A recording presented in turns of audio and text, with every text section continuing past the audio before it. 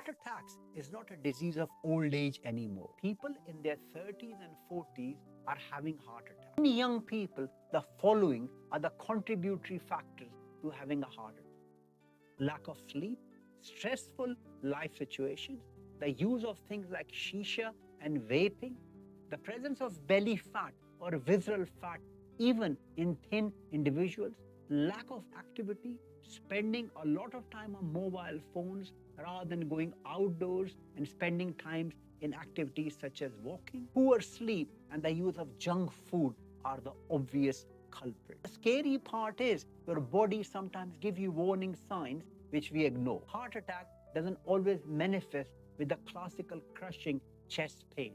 If you feel tightness, heaviness, or a pressure in your chest, it could be a manifestation of heart attack. Other warning signs could be dizziness, fainting episodes, new shortness of breath, lethargy and being tired all the time, cold sweating, palpitation, and signs that are normally attributed to indigestion should be checked out as an impending heart attack. Most people ignore these symptoms because they think I'm too young to have a heart attack. Remember, a young age doesn't make you immune to have a heart attack.